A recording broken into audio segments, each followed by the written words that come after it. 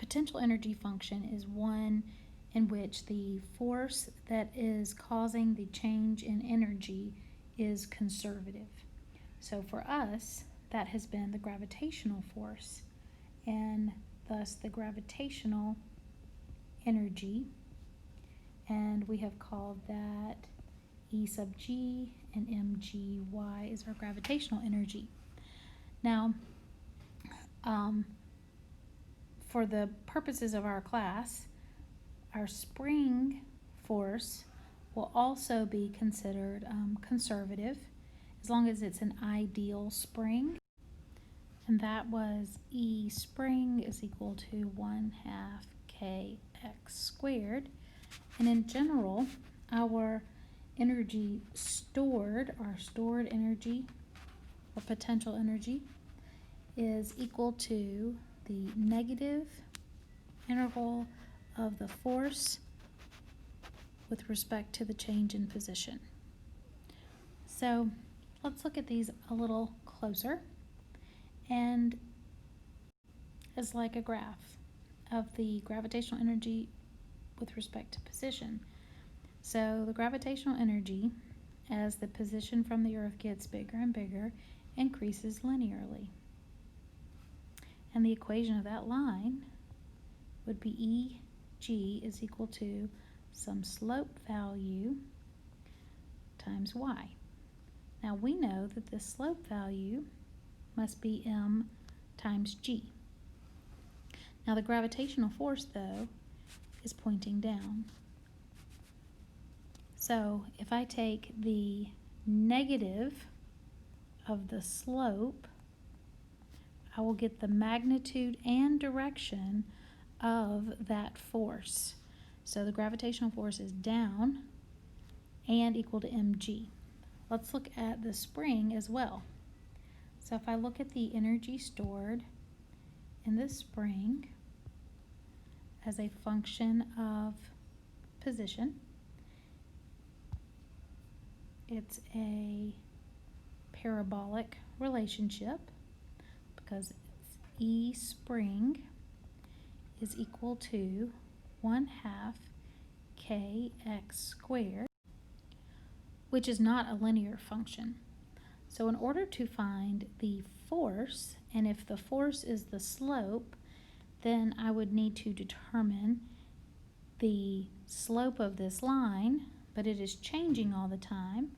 So the slope has a function. So if I take the derivative of the energy function with respect to the position,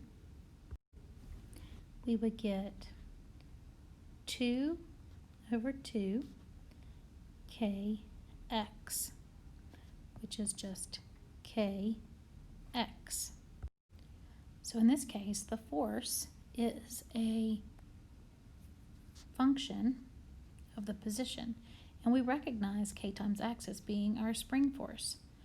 Now let's think about this a little bit more, and if we did have a spring and there was a wall and a floor and our spring and a object attached to that spring, and then we pulled that object back some distance x so that the spring is then stretched out and the box is now over here, the spring would be applying a force. If we were to draw a free body diagram of all the forces acting on the box, there would be a spring force to the left because we have stretched it to the right. And there would be a normal force straight up and a weight force straight down because we're still on a surface and on the earth. So the direction of my spring force is negative. So if I want to find the force vector, then I need a negative sign here, which means I need a negative sign here. And that leads me to believe that if I take the negative derivative of my energy function with respect to position, I will get the force vector. So the force vector is equal to the negative derivative of the energy function with respect to position. Now this is a particular energy function that is the stored energy due to a conservative force. Conservative forces are those like the gravitational force, where it doesn't matter what path taken, it only matters the change in position in the y direction. The spring is an honorary conservative force as long as our spring is considered ideal. And then also the electric field is a conservative force making field. Symbolically though, this energy conservative is written as a U. So that is the symbol that is used in most textbooks and on the AP exam. I prefer to use E for energy as long as I can because I think that is the important part here. And since U is a different symbol, I believe that it begins to look like it's a different thing. However, it just is the symbol that's used. So, again, we could write this as the force vector is equal to negative du dx. And x is just general. It could be a y function, it could be a z function. X is just in general the position that the u stored energy is defined as. So for example, if we had a energy function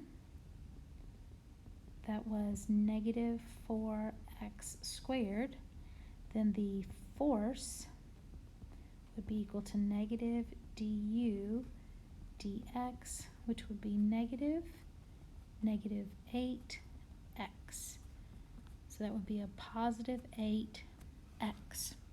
So the force would be positive. So this graph shows us the potential energy function. So this would be energy on the vertical axis and position on the horizontal axis. So as this object moves further to the right, the energy becomes more and more negative. For whatever system this is what is happening to our energy. So the force is equal to the negative slope. So the slope of this line, this graph, is negative, and the force is defined as being equal to the negative slope. So the force on this particle would actually be positive because we have a negative times the negative slope. So this is a negative slope value. Now what's great about this is the direction of the force should point back to equilibrium. And in this case, pointing in the positive direction would bring our object back to the equilibrium position, the lowest energy state. So let's say, for example, that we have this potential energy function or this stored energy function due to some sort of conservative force, and I've graphed it over here. So the force is always going to point in a direction to bring the system to the lowest energy state. And so you can see that the lowest energy state is going to be somewhere around here is our lowest energy state. So to determine that lowest energy state, that would be when the forces or the system is in equilibrium, and that occurs when our net force is equal to 0. So the force being equal to negative du dx gives us this function. So now if I set that function equal to 0 and solve for x, so 0.0368 meters, we're assuming that all of our energy is in joules and all of our position is in meters. We'll stay in SI units here. So this would be energy in joules. That is where the net force on the particle would be 0. This is also the lowest energy state. Notice that is the place where we have the least amount of this U, this stored energy. So this position right here is an equilibrium position, and it's actually defined as a stable equilibrium position. It's stable because if we were to move left of the equilibrium position, the force, again, is the negative slope. So the slope here would be negative. So we get a positive force. So our force would point in the positive direction. So if x is less than 0.36, then the force points in the positive direction. If the x position is greater than 0.36, so over here we have a positive slope, and that means that I have a negative force acting on the object, and so I'll have a negative force. And so both of those are pointing back towards the center. So when I am over here in this green area there, the force is pointing to the right. When we're in this blue region here, the force is pointing to the left, pointing back to this special equilibrium position. There's also a case for unstable equilibrium. So let's say, for example, you have a function of position. Energy is a function of position, and that function looks like this. So at this point up here, where the slope of the energy function is 0, that means that the force would be 0, which makes that an equilibrium position. That is an equilibrium position. However, if we go left, so into this green positions, if we go here and we look at the slope of the line at this point, the slope is positive, but the force is equal to the negative slope, which means that my force would be pointing to the left. So I'd have a negative force.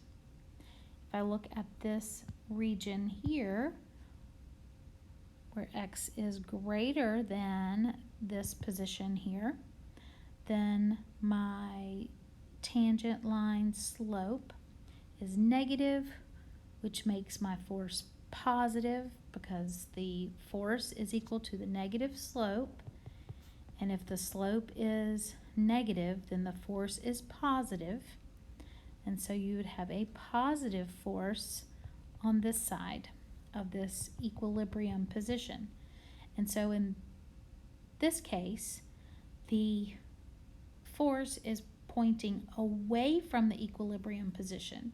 So while this is an equilibrium position, it is called an unstable equilibrium position. There is a third type of equilibrium. That would be if you had a function of position that looked energy with respect to position